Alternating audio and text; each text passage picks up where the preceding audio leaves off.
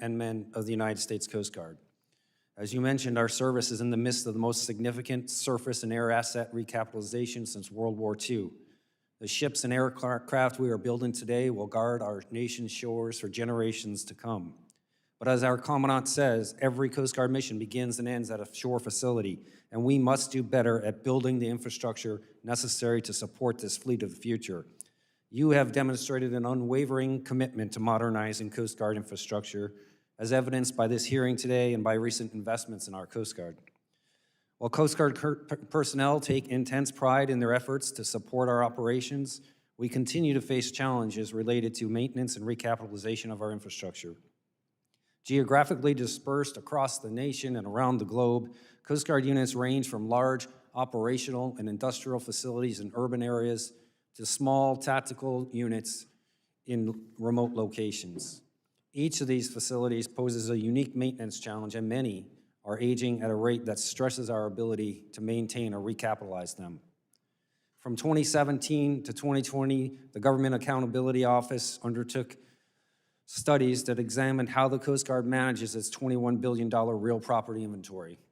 The recommendations provided by the GAO shined a light on areas where we need to improve, and it led to our ongoing modernization of our civil engineering program and processes. While our infrastructure challenges cannot be solved overnight, I can assure you that we are taking steps right now, largely based on the GAO recommendations, which will ensure the Coast Guard maintains the readiness that the nation needs and deserves for its maritime first responders. With your help, we're investing in modern, resilient facilities that reduce risks to our people, our assets, and our missions. We're working to execute the nearly $1.2 billion in supplemental appropriations that Congress provided in the wake of the 2017 and 18 hurricane seasons, and the nearly $2 billion major shore infrastructure appropriations that have been made since 2018. Because critical infrastructure to support our modern fleet extends beyond traditional brick and mortar facilities, in 2020, the service embarked upon a technology revolution. Designed to bring the Coast Guard into the 21st century, this effort is empowering our people with reliable, mobile, and integrated technology. Bolstered by funding in the CARES Act, we were able to maintain mission readiness during the global pandemic through investments in hardware, software, and network upgrades. From mobility applications to underway cutter connectivity, the strategic investments we are making now and must continue to make in the future across our IT systems ensure that we remain ready, resilient, and responsive. The Coast Guard is also making investments in our most important resource, our people. Thanks to Congress, we can now access the Coast Guard Housing Fund and reinvest proceeds from divested properties into family housing needs. Over the past several years, we've emphasized improvement in construction projects for Coast Guard-owned housing, and we've resourced those projects through the Housing Fund. From Jonesport, Maine to Kodiak, Alaska, we are constructing family housing units that are modern and adequately sized and serve our members and their families very well. The Coast Guard remains semper paratus, always ready to answer our nation's call. And reliable, resilient, modern infrastructure remains a cornerstone to service readiness. I thank you again for this opportunity to testify today and for your steadfast support of our Coast Guard. And I look forward to your questions. Thank you, Admiral Thomas. We will now proceed. Ms. McLeod, you may proceed. Chair Carbajal, Ranking Member Gibbs, and members of the subcommittee, thank you for the opportunity to be here today to discuss our recent and ongoing work on the condition and management of the Coast Guard's infrastructure. My testimony includes information from our work on these issues and the Coast Guard's progress in implementing recommendations we have made in these areas. Coast Guard infrastructure assets are vast and include more than 20,000 facilities at over 2,700 locations. It's often been stated that Coast Guard missions begin and end at a Coast Guard facility. Good management of these facilities is critical to the success of Coast Guard operations. However, our work has raised concerns, including challenges the Coast Guard faces in addressing its aging and vulnerable infrastructure. For example, our work identified that almost half of the Coast Guard's shore infrastructure is beyond its service life, resulting in costly recapitalization, construction, and maintenance project backlogs. And as of 2019, these backlogs totaled more than $2.6 billion. In fact, in 2018, the Coast Guard estimated that it would take almost 400 years to address the $1.77 billion backlog of major projects it reported for that year. Also, it's likely that the estimated costs to address the backlog are understated. This is particularly concerning, not only because of the amount of time needed to address the backlog, but because of other potential impacts. For example, we have identified that deferring maintenance can lead to higher costs in the long run, while also posing risks to safety, security, readiness, staffing resources, and mission execution. GAO has made recommendations to improve the Coast Guard's shore infrastructure management efforts, including reporting its needs more completely and accurately. Coast Guard concurred with all of these recommendations, and in some cases has taken steps toward addressing them. Some of these steps include prioritizing critical infrastructure and incorporating resilience planning. For example, the Coast Guard has a process to classify all of its real property under a tier system and establish minimum investment targets by tier. Recent Coast Guard guidance prioritizes expenditures on shore infrastructure, such as piers or runways, over administrative buildings. And as Vice Admiral Thomas noted, the Coast Guard incorporated resilience into shore infrastructure planning, better positioning itself to prepare for, recover from, and successfully adapt to adverse events. These are promising steps, and the Coast Guard could further improve management of its infrastructure with additional action in the following 4 areas, including employing models for predicting the outcome of investments and analyzing trade-offs to achieve cost savings. Using such models would help the Coast Guard prioritize investments across its shore infrastructure portfolio. More efficiently managing resources by disposing of unneeded assets. Given the Coast Guard's competing acquisition, operational, and maintenance needs and project backlog, this could help to mitigate some of its resource challenges. Reporting shore infrastructure information more completely and accurately in congressionally required plans and budget requests. This additional detail could help the Congress prioritize funding to address the Coast Guard's shore infrastructure backlog. Lastly, ensuring investments in data infrastructure address its mission and user needs. For example, we found past Coast Guard efforts to upgrade a key data system, missile, did not deliver some planned functionalities.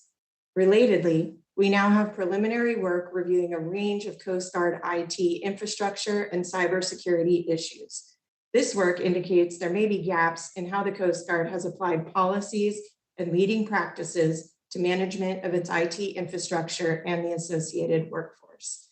In closing, Coast Guard has taken some positive steps, but could do more to improve the management of its vast and aging infrastructure.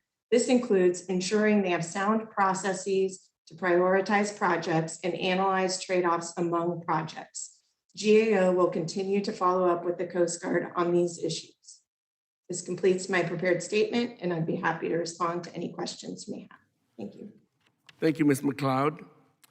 We will now move on to member questions. Each member will be recognized for 5 minutes, and I will start by recognizing myself.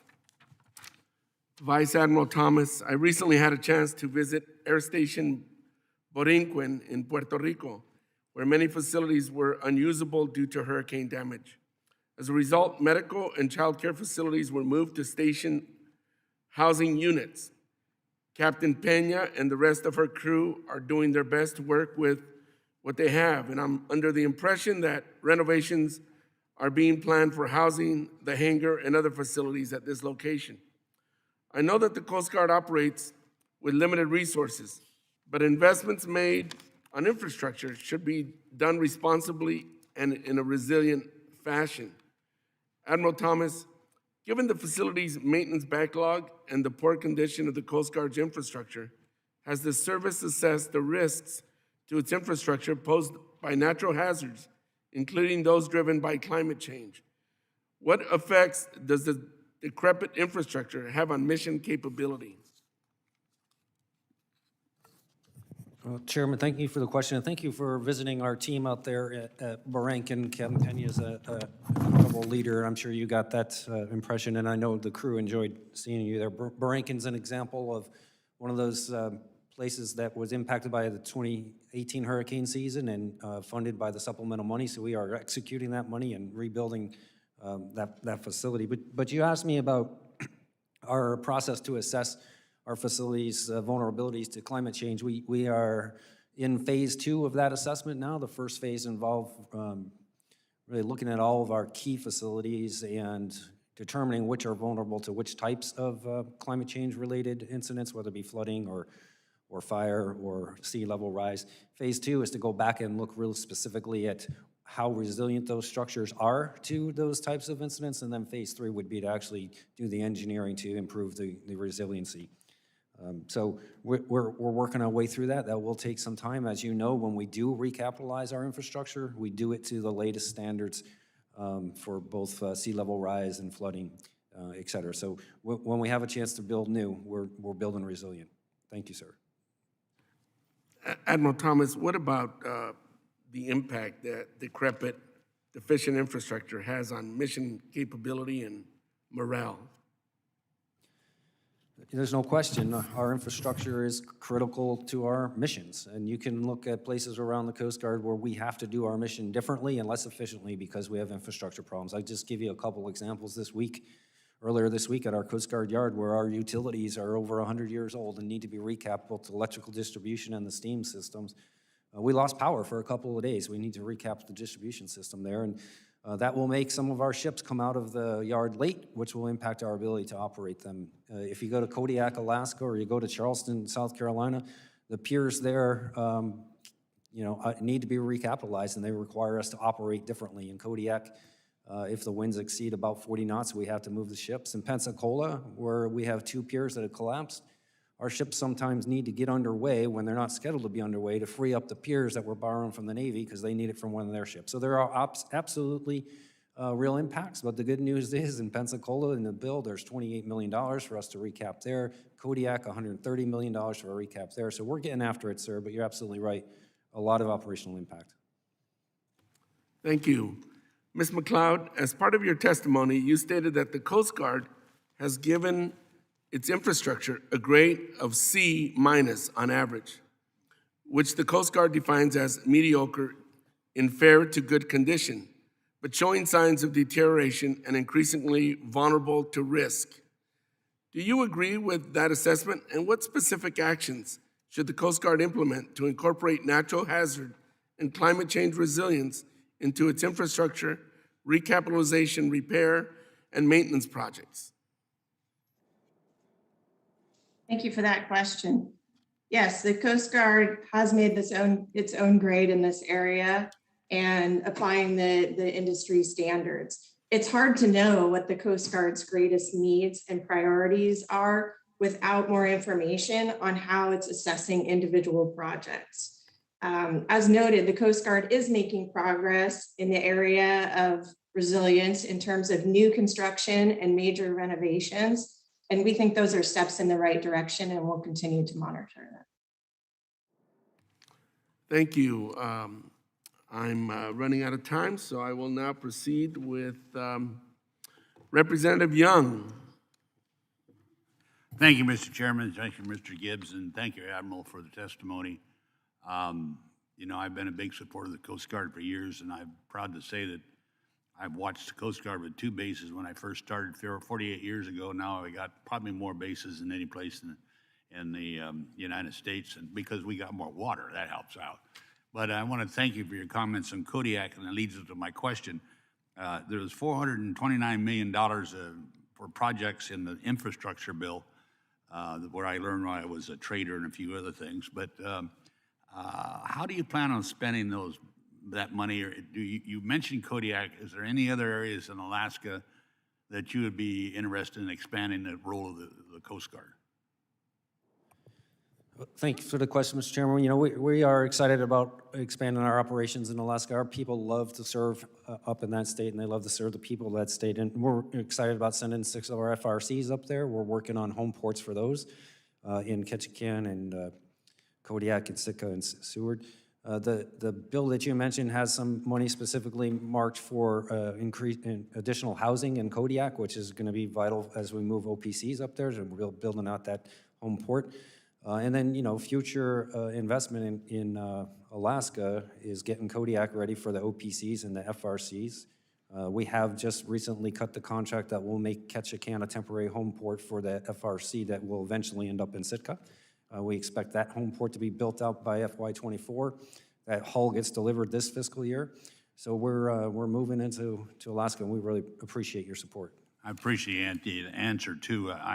There's a little what you call regional conflict because we're looking at icebreakers and other Coast Guard vessels, and some people in the lower 48 want them stationed there, which is a long ways away. It costs a lot of money. We have facilities in Alaska, and I'm proud to hear that you're talking about the housing. That's one of our biggest challenges to the Coast Guard Corps, is making sure we have the proper housing for the people that are wives and children, where the crewmen can go out and do the rescue work and identification. What about the St. Paul Island? Have you made any decisions yet, or are you going to make one on utilizing it as operational capacity? And we absolutely like to operate out of St. Paul as one of the 3 forward operating locations that we utilize, particularly when we know where the fishing fleet's going to be, and we need to have an enhanced search and rescue posture. As you know, we had a fire at the facility there about 2 years ago, so we need to rebuild it. That work is contracted. It should be completed by this coming spring. And then we have a couple issues with the hangar there, which is not Coast Guard owned, but we're negotiating with the landlord to get some improvements there. So we hope to be back into that forward operating location early next year. Now, one of the things that concerns me is that for the first time, we have the military, Air Force, and Navy, and actually the Navy used to be up there, but starting to consider the Arctic. Are you all working together as the Arctic decision-making group, or are you separated programs? And one, Yeah, go ahead. Well, yeah, we have joint service talks on all of the theaters of operation. In the Arctic, we work most closely with Army Corps of Engineers, of course, but our commanders in the 17th Coast Guard District are coordinating with their peers across the services, on a daily basis. Yeah, Admiral, the reason my interest in this for the members of the committee, a lot of activity in the Arctic now, but mainly that's where the minerals are that we need to utilize for the new society. Graphite, lithium, the whole bit is up there. And China is very actively involved in the Arctic, and they have nothing to do with it, but they're there. And Russia, of course, is way ahead of us in the icebreaking capability. We hear a lot about icebreakers. I've supported, I want to have an icebreaker. Here's money to build one. But the biggest thing we need is to support facilities, Port Clarence, even as far north as Barrow, Kodiak you talked about already, St. Paul.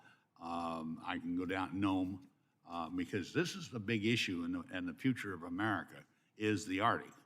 And you're going to play a major role, like I say, you always have. We've given you a lot of responsibilities over the years, and sometimes haven't funded you quite a few times. And this is our role in this committee to make sure you get the proper funding. And your mission is really dedicated to what your mission is charged with: rescue, search, and protection. So I do appreciate your work with the Coast Guard. And for those in the audience, thank you. And for the Admiral, thank you for your testimony. Mr. Chairman, with that, I yield back the balance of my time. Thank you. Thank you, Representative Young. We will now move to Representative Larson. Thank you, Mr. Chair. Pardon me, Admiral, can you address kind of the basic question the President just signed the infrastructure bill, included $429 million for the Coast Guard. What's the Coast Guard's plans to invest those dollars specifically into the subject matter we have today, the shoreside infrastructure?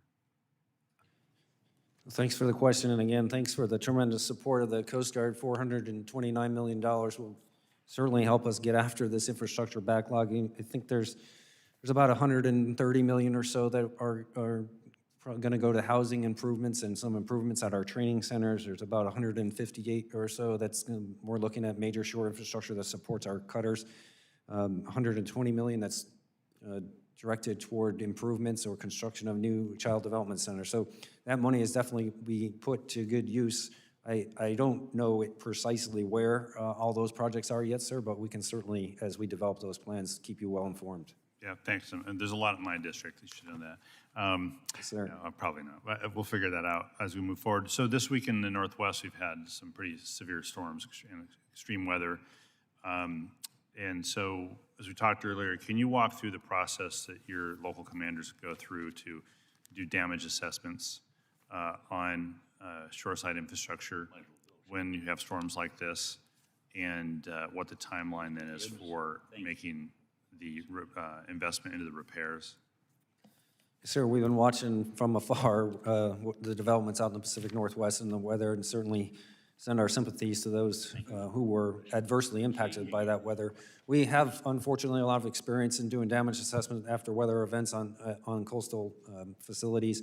The process, the local commanders will do the first assessment when they can get back into a unit if they had to leave, and then if there's significant damage or they just think they need higher level assistance, we have damage assessment teams that we flow into there, which are experts, civil engineers, et cetera.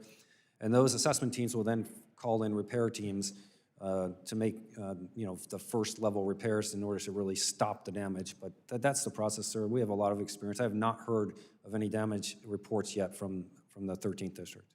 Okay, thanks. And then I want to shift to GAO, if I could, to Acting Director McLeod. In your assessment of critical infrastructure for the Coast Guard, do you calculate, or how do you calculate in climate resiliency into your cost estimates? Is this something that's additional? Is it folded in? Is it not counted at all? I'm sorry, sir, the question's for me? No, it's for Acting Director McLeod. Yeah, thank you for that question. And when we reviewed the Coast Guard's practice in this area, we did find some gaps in the analysis here. And as I noted, they are making steps in this area, especially for new construction and major renovations. This is an area that we've seen some progress and will continue to monitor for the Coast Guard, but this should really be considered for all projects in the analysis of the cost estimates, and will really help in the trade-offs among projects, considering the trade-offs. Thank you. What standards do you use in order to fold in a climate resiliency premium? Well, that's really up to the Coast Guard what standards, I could take that question for the record in terms of other practices that GAO has done in this area. But the Coast Guard is evaluating different models for this. Thank you. Well, I guess I'll go back to Admiral McLeod then, or Admiral Thomas then, for the answer to that question. Well, sir, when we are recapitalizing, or building a new facility or significant renovations, then we use the industry standards for resiliency that are pretty well laid out. We use environmental standards in the lead standard. What I think you're asking me is, as we look at our maintenance backlog or our recapitalization backlog, how we roll in that, and we are just in the infancy of doing that, sir. Where that's the vulnerability assessment that I spoke to, and I don't know where those numbers will go, sir, once we roll that in. Okay, that's great to know. I appreciate that. With that, Mr. Chair, I'll yield back. Thank you. Thank you. We will now move on to Representative Gibbs, Ranking Member Gibbs. Thank you, Chairman Carbajal. The Coast Guard has had a lot of challenges and not really a lot of success in developing their IT system development over the years, especially the failed electronic health care and logistics management systems being the most spectacular. In both of the cases, the Coast Guard is seeking to use Department of Defense systems which will save development costs and shorten the implementation of time frames. After years of patching what we call the Missions Information for Safety and Law Enforcement, MISSIL, a basic tool used by the Coast Guard, and we all know it's really a database system. It stores data for pollution incidents, marine accidents, search and rescue cases, law enforcement activities, et cetera. Tracks Coast Guard's regulatory enforcement. In May of 2020 last year, the Coast Guard decided to replace this system Admiral, does the Coast Guard plan to look for an already developed platform at other federal agencies or other armed forces to save time and development costs? Ranking Mayor Gibbs, thank you for the question, and there's no doubt you are correct that we have struggled with IT acquisitions, and the reason for that is that we've not looked at them as operational platforms. That changed several years ago. We've now modernized how we acquire, how we set requirements, acquire, sustain our IT systems, because they are operational assets, just like a cutter or a ship. So, I'm happy to report that we have now gone live with our electronic medical records across the country. We're the first service to achieve that. You asked about, how we use other services. We're doing some mobile applications for our recruiters, for example. We're borrowing an Army program for that. We're doing some work for our Marine inspectors that brings missile to mobile. So we definitely look to our peers for solutions that have worked for them and see how we can incorporate them. And we will do that as we recapitalize missile. Because I think there has been a reluctance in the past to change the operational systems, right? Or to integrate them. I'm sorry, sir? I think there's been some reluctance in the past not wanting to change the operational systems. Change is always hard. I think we're past that, sir, and particularly because we modernized the process that we use to develop requirements and then find the solutions to those requirements. We're doing it a lot more like we do for buying a ship or an airplane, and that's a big improvement. Of course, I know Ms.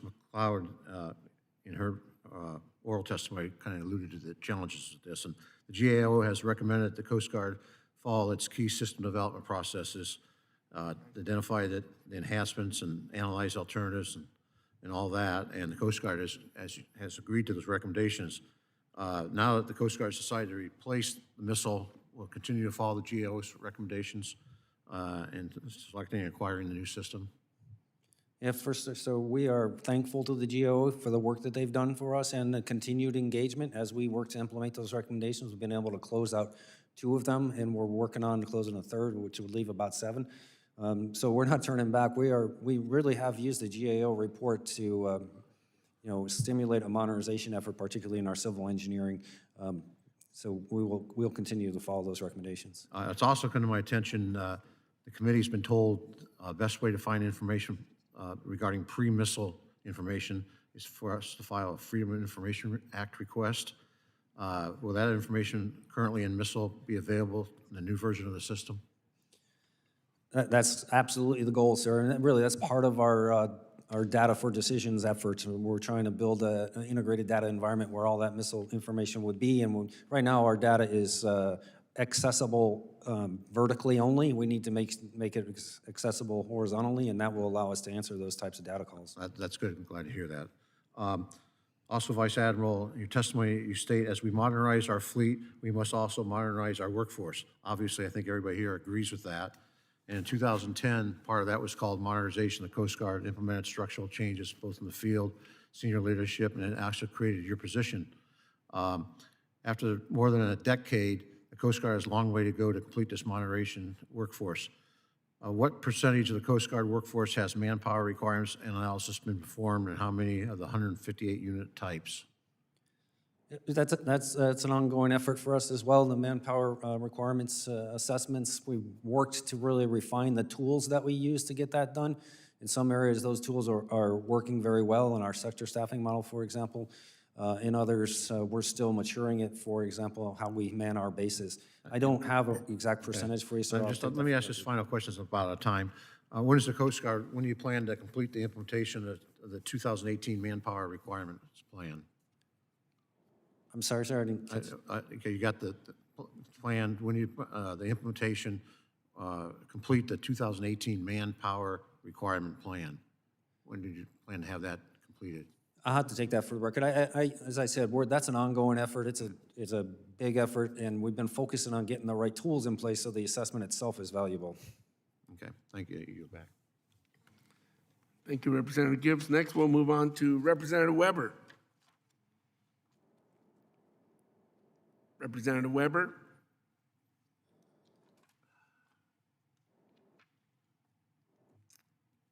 I saw Representative Weber online, so we'll move on. Representative Steele.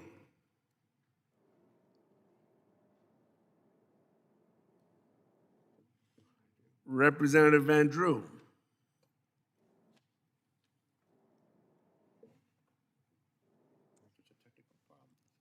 I'm here. Great. Representative Van Drew. Did a you may minor proceed. technical difficulty there. You may proceed, Representative Van Drew. Thank you. Thank you, Chair. Good morning, Vice Admiral Thomas, and thank you for appearing before the House Subcommittee on the Coast Guard and Maritime Transportation to discuss the United States need to ensure that our Coast Guard is prepared for the 21st century. The U.S. Coast Guard is expanding operations across the country, of course, as you know, and across the world. Whether executing icebreaking missions in the Arctic Circle or conducting search and rescue operations off the U.S. shoreline, the Coast Guard has a lot to do and plans on doing even more in the coming decades. We can build all the cutters in the world, but we need personnel training to operate those vessels. Most of those personnel come through the training center in Cape May, in my district, as you know. Training Center Cape May is the Coast Guard's sole accession point for its enlisted workforce. 80% of the Coast Guard's total workforce is absorbed through the Training Center Cape May. The facility's existing barracks were constructed in the 1960s, and they are in serious need of modernization. I was really pleased to work with Commandant Schultz to get phase 1 of the Training Center Cape May recapitalization project listed as the Coast Guard's #1 housing shore infrastructure budget priority for 2021. This year, Congress will be appropriating $65 million to enable phase 1 of this 4-phase project. The barracks recapitalization will increase the training center's capacity by 1,000 additional service members in a year. This investment ensures that the Coast Guard will have the workforce it needs to accomplish its mission at home and abroad, and to create a far greater opportunities also for women in the Coast Guard. When the training center was last upgraded, the appropriation cycle fell short, and now the facility is short an entire barracks. We cannot allow this to happen again. It is imperative that this current project not fall short. The Congress is funding phase 1 in fiscal year 2022, and I believe that we should move to fund phase 2, 3, and 4 over the next 3 fiscal years so that the entire project cycle is provided for when phase 1 is initiated in 2024. Recent meetings with the Coast Guard budget and engineering team confirmed that the year-over-year approach is feasible and strategic. This project is too important for us to take half measures. So my question would be, Vice Admiral Thomas, please speak on why the Training Center Cape May recapitalization is a top priority for the Coast Guard, and how this project will produce a more modern and capable Coast Guard workforce, and just how important it is. It'll come out better out of your mouth than it actually does mine, because you live it. So thank you. Congressman Van Drew, thank you for the question, and thank you for all your support for our facility at Cape May. And I know you've visited there several times, and that's always appreciated as well. I mean, you're absolutely right. Cape May is the heartbeat of our service in terms of where we assess new Coast Guard men and women. And unlike the other services, or more so than most of the other services, our men and women seem to stay around in the service longer.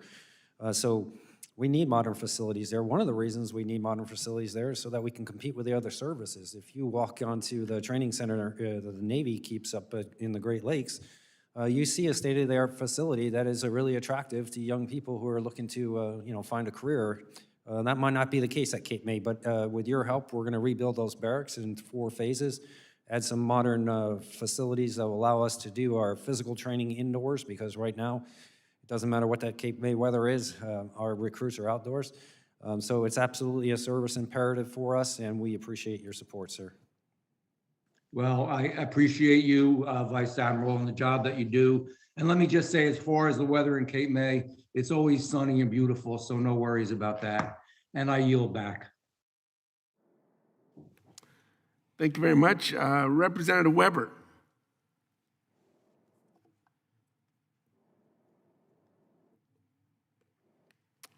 Representative Steele.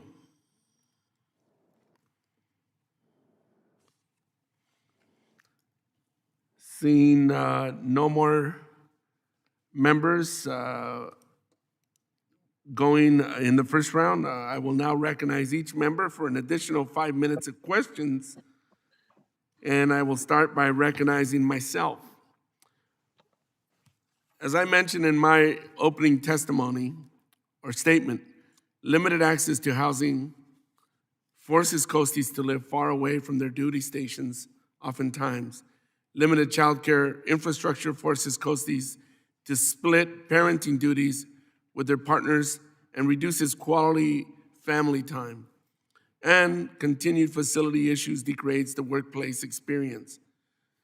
The Infrastructure Investment Jobs Act is an important first step to improving the quality of life for coasties by providing funds to address deteriorating facilities. I also hope that the Build Back Better bill, which provides another $600 million for Coast Guard infrastructure, is enacted soon. This will bring the total investment in the Coast Guard to $1 trillion. Admiral Thomas, how will these investments help the Coast Guard recruit and retain its talented service members? Well, Chairman, first of all, thank you, because you are rightly focused on our workforce and their families. They are the only way we get our mission done and are essential to service readiness. The access to childcare and access to housing challenge for the Coast Guard is very different than it is for the other services. Because we're not a garrisoned force, we don't operate out of large bases, so it's harder for us to centralize those types of services. We operate in small, remote locations. So our ability to support our members and their families, whether it be through childcare or housing or access to healthcare, is absolutely vital to our ability to recruit and to retain. The two are linked. And what we like to do is use our entire brand. Our missions are compelling to people to join our service, but our missions combined with world-class support to members and their families, that is very compelling, and that is why it's so critical to our ability to recruit and retain. And we thank you for your continued focus and support. Thank you. Coast Guard's Technology Revolution Roadmap describes initiatives to improve IT infrastructure and cutter connectivity, among other things. The service states it has completed many of the actions to address those initiatives, such as improving remote access, doubling cutter bandwidth, and increasing cutter connectivity coverage areas. Admiral Thomas, from your perspective, do you believe that those initiatives received adequate funding and have accomplished what they were intended to do? Again, thanks for the question. The Tech Rev is an important effort. Someone earlier made the point that it really can never end. You never finish because tech continues to revitalize or to need to be recapitalized. And so we know that we're not done and we need to push. We invested about $100 million in FY22, about 90 or so, or FY21, and about 90 million or so are coming. That's not adequate. We are trying to catch up, and then we have to keep up. So we need a recurring, regular, reliable, predictable, recurring IT investments that are keeping up with inflation. Thank you. Ms. McLeod, I'm curious to hear the GAO's perspective on whether the Coast Guard receives adequate funding in its progress towards tech revolution targets. What are the biggest challenges with your current IT infrastructure, and what efforts are underway to mitigate those challenges? So our work has shown in this area that the Coast Guard could be more transparent in its budget requests and information. This type of information and additional detail could better support budget requests and more documented, better document trade-offs and analysis. Our work on the Coast Guard IT systems and some of these initiatives that we're discussing right now is really in the early stages, but we do have a number of studies underway at the Coast Guard, as we do in other federal agencies across the government, looking at how the systems are procured and come in online, as well as the sufficiency of the workforce that supports this IT revolution. So we will continue to look at these areas. As I said, we have a number of studies underway that we'll be completing in 2022. Thank you. Admiral Thomas, if Congress were to provide increased funding for Coast Guard IT infrastructure, what would it allow the service to do for its service members operationally?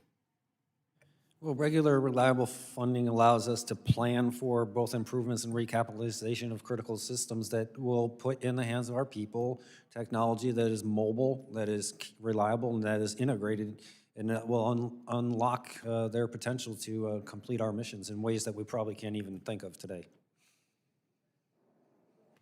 Thank you very much. Now I will go to Ranking Member Gibbs. Thank you.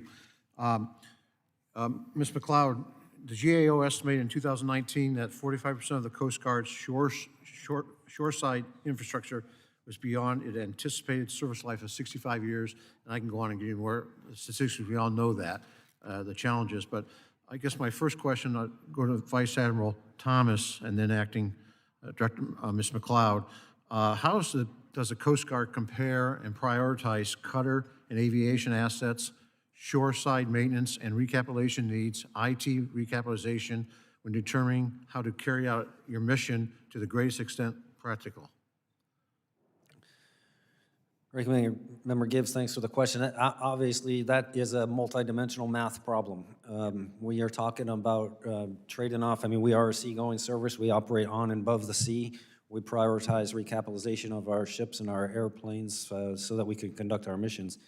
When it comes to how do we prioritize our shore infrastructure, you consider the complexity of that inventory. It ranges from buildings and runways and piers to towers and antennas. And then you combine that with our need to maintain and recap existing infrastructure as we build new infrastructure for the new ships. What we've done with regard to our PC&I funding is we've really focused the investments in the new facilities around kind of what we call centers of gravity in places like Charleston and Pensacola and LA and Seattle. When it comes to our O&S money, we have a process that we have the operators meet the engineers. They understand the risk both in terms of engineering and operations, and we prioritize that way, sir. Ms. Cloud, do you believe the Coast Guard has sufficiently strong analysis in place to make these comparisons? In our 2019 report, as you mentioned, we did find a lack of transparency on how the Coast Guard is prioritizing among projects. These include the various asset lines that you just mentioned. So we did recommend that the Coast Guard provide more information on the numbers behind the analysis and how they're prioritizing projects. Okay, so I guess I'll go back to you, Vice Admiral. The GAO is requesting more information so they can make a better analysis. Do you agree that you're working towards that goal? Well, so we've done a number of things since 2019 to implement those recommendations, including implementing the modeling tools that were mentioned. We expect that to be fully implemented by 24, but that will allow us to understand much better what a dollar spent today will avoid in 10 years, for example. So we are definitely working toward implementation of those.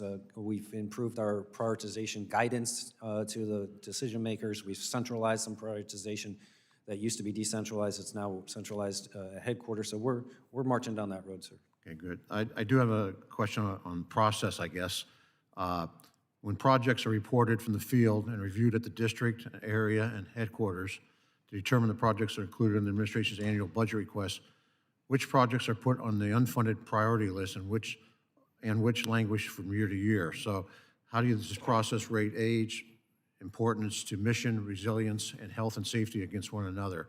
So we got the, figure out the, what's priority, how's it work up through the system from the field to headquarters?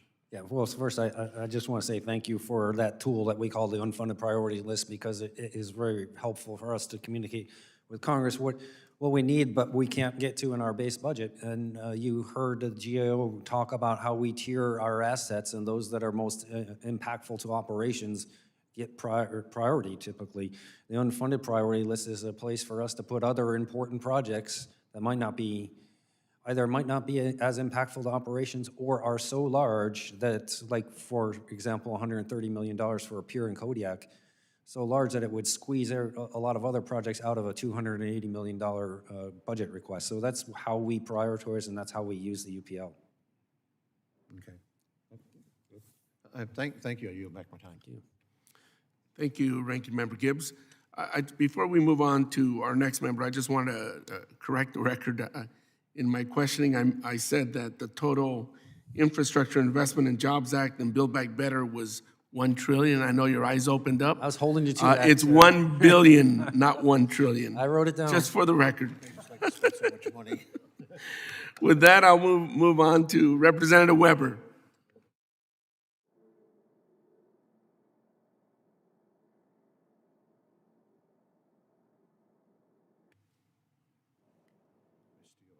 Representative Weber? Representative Larson? I guess I had it wrong. Thank you, Mr. Chair. Admiral, last month, I asked Vice Admiral Bushman for an update on expansion at Uscg base Seattle. He stated that the Seattle will be a hub for the Coast Guard, but the right assets need to be in place for that facility to successfully carry out its mission. From a strictly infrastructure point of view, where in the process is the Coast Guard with expansion at Uscg base Seattle? Thank you for the question, Congressman. We're excited about making Seattle a hub. We have definitely planned to put the 3 polar security cutters up there. We'd like to put more cutters. We'll have to expand the footprint there. We're working to do that. We currently are in the first phase of preparing that facility for the PSCs. We're about to start the dredging process. We have additional monies earmarked to rehab the piers. But right now, our focus on finding some swing space for those cutters that are currently home-ported there so that we can come in and dredge the basin. But we definitely plan to make Seattle a hub. Yeah, can you clarify, you said the 3 PSCs, and then you said additional cutters. Do you mean additional? Well, we did an Or environmental study, sir, where we said, we're gonna have 3 PSCs home-ported there and up to 2 other major cutters. We haven't made any decisions.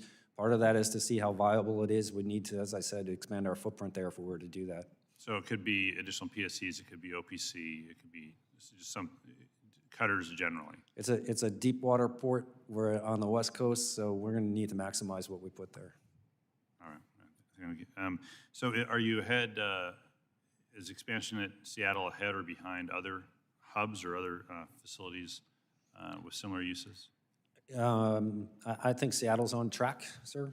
There are some places where we're probably not gonna make our time targets, but we'll still get those ships in there. Yeah, that's great. I appreciate that. And with that, Mr. Chair, I yield back. Thank you. Thank you, Admiral. Thank you, Representative Larson. Next, we'll move to Representative Weber. Representative Steele. Thank you, Mr. Chairman, including me in your subcommittee, and I'm very grateful because we had the oil spill in my district. So I want to ask Vice Admiral Thomas, according to the testimony today, the Coast Guard continues to face challenges in ensuring that its infrastructure investment meet mission and user needs. Those challenges have been felt hard by those who live in my congressional district. On Saturday, October 2nd, 2021, there were reports of an oil leak off the coast, and the Coast Guard waited 15 hours before confirming the oil spill. The Coast Guard claimed darkness and lack of proper technology caused them to delay their surveillance, leading to the 15 hours of lost time between the first official reports and a full confirmation to the public. This is completely unacceptable. What essential technology is needed to ensure there is never a future delay in surveillance? Thank you for that question, Congresswoman Steele. I'm not personally involved in that response, though having kind of an insider's view from afar and having worked those types of responses before, outside of the 15-hour delay that you mentioned, that response seemed to have gone as well as possible. The team gelled quickly and incorporated volunteers. They used the right equipment, and It's never good to be picking up oil off the beach, but they seem to have done that efficiently and effectively. With regard to technology, we are constantly, in fact, just yesterday, I met with the Department of Homeland Security Science and Technology Director. We're constantly looking at technology that will help us sense and understand the environment that we operate in and for which we are responsible better. Are there some technologies that may have allowed us to confirm that oil spill quicker? Yes, they absolutely are. The remote vehicles with the right sensors, and we're moving to employ those, where it makes sense. But I appreciate your concern. We'll absolutely learn lessons from this particular response and incorporate new technology where it makes sense so we can do the job more effectively. Thank you. According to Lieutenant K. Neen, investigation have shown off the coast of Orange County during a storm in January 2021, a cargo ship's anchor was dragged an unknown distance before striking the 16-inch steel pipe. That same pipe leaked oil on October 2nd. Ships entering the port can be sent to one of 60 locations as they wait for an opening. These areas are identified by the Coast Guard, and Marine Exchange approves these ships to safely drop their anchors. We're talking about 30 tons weight. If existing pipelines are mapped improperly or moved, how can the Coast Guard safely monitor where these anchors are dropping? Because we have not just oil pipelines, but sewer pipelines and cable lines there. Are proper investment being made to meet this mission capability? Well, the Coast Guard monitors the anchorages. We're not really responsible to keep track of the pipelines, although we work with our sister agencies to make sure we have the most recent locations. The issue of port congestion out in the West Coast, for example, is a maritime transportation system governance issue, like many that we've dealt with before. And my experience says that the best solutions to those types of issues are at their foundation, industry-led and market-driven, with regulation layered in where it makes sense in order to provide a level playing field and kind of moderate the behavior of outliers. That's what I see happening right now in Southern California as they are taking action to hold ships well offshore so that the anchorages don't fill up, and that's really the best solution to this type of a congestion problem. Thank you very much. I yield back. Thank you very much, Representative Steele. We will now move on to Representative Gallagher. Thank you. Vice Admiral Thomas, thank you for being here. Recently, the news has been filled with stories about supply chain problems, supply chain vulnerabilities, supply chain disruptions. But an industrial commodity supply chain concern has received much less attention. And I'm talking about supplying iron ore to U.S. Great Lakes steel manufacturers. As you know, that steel is needed to build Navy ships, Army vehicles, U.S. manufactured cars, trucks, farm equipment, appliances, and other equipment. Unfortunately, due to a gap between the departure of the Coast Guard cutter Alder from Duluth and its replacement's arrival, my understanding is that Lake Superior is going to be without a Coast Guard icebreaking capacity that would ensure the safe movement of iron ore cargo vessels this winter. Also, the Coast Guard's current Great Lakes icebreaking performance standards do not measure any ice impacts on commercial navigation in Lake Superior. So I guess that leads to two questions. One, what will the Coast Guard do this winter to ensure vital cargoes like iron ore can move through the Great Lakes? And two, how will the Coast Guard better track their performance of this mission? Well, thank you for the question. It is not lost on the Coast Guard the economic impact of the Great Lakes waterway system, and so I appreciate your continued focus on ensuring that commerce can flow up there. I'm not aware of the icebreaker laydown for this winter. That's something our district commander would certainly manage. I do know that the 9th District Commander has agreements with the Canadians, for example, where they figure out together where the priorities are for icebreaking. The Canadians will assist us, and we will assist them. But I'll have to take it for the record to give you some specifics on the Alder and what the 9th District Commander's plans are to make up for that operational gap. Well, I'll gladly follow up with you on that, and I appreciate a commitment to helping me understand the issue better. I mean, doesn't it make sense for the Coast Guard's icebreaking priorities and performance standards to prioritize a region's maritime cargo and their specific impacts on its population if it's not delivered due to ice? Perhaps it's already being factored in, but whether it's transporting fuel in the Northeast or industrial supplies in the Great Lakes, the goal is to ensure interruptions do not occur. Is it your understanding that that is factored into the analysis right now?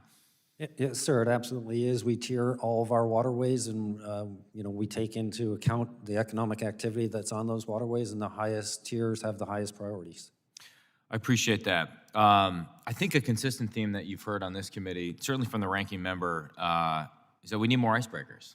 We need more icebreaking capability, and I appreciate the chairman's comment that we'll have $1 billion for something, but we need money for icebreakers as well. It seems like we got money for everything except for the things we actually need that are vital. So it's my hope that we will continue to work in a bipartisan passion to fund urgent priorities such as icebreakers. And I've been quite frankly disappointed on our lack of urgency with which we've tackled that issue. So less of a question to you and more of a statement to myself and my colleagues on the committee. With that, I yield back. Thank you. Thank you, Representative Gallagher. Admiral Thomas, could you elaborate on just the icebreakers right now, the status of them, briefly, an overview? Because I think there's a lot that's waiting in the pipeline, and I'm just wondering if you could briefly touch on that to elaborate on what Representative Gallagher just asked. Well, I think Representative Gallagher is speaking mostly to our domestic icebreaking capability as opposed to the capability that would go to the polls. And there's no question that our domestic icebreaking fleet is aging infrastructure. And it is a system that needs to be recapped as a system. So we have a larger icebreaker on the Mackinac and the Great Lakes, which kind of does the highways, if you will, and then the 140s do the side roads that lead to the facilities. And on places like the Hudson River, our 65-footers are really old, but they're essential to break ice that prevents flooding and allows the delivery of fuel. So no question, icebreaking continues to be an important service that the Coast Guard offers the nation, and that domestic icebreaking fleet needs to be recapitalized. Thank you, and I guess for the record, I would just say to my good friend and colleague, Mr. Gallagher, that there's funding in the Build Back Better Act that we'll be voting for to supply additional resources for this issue. So with that, we will move on to Representative Weber.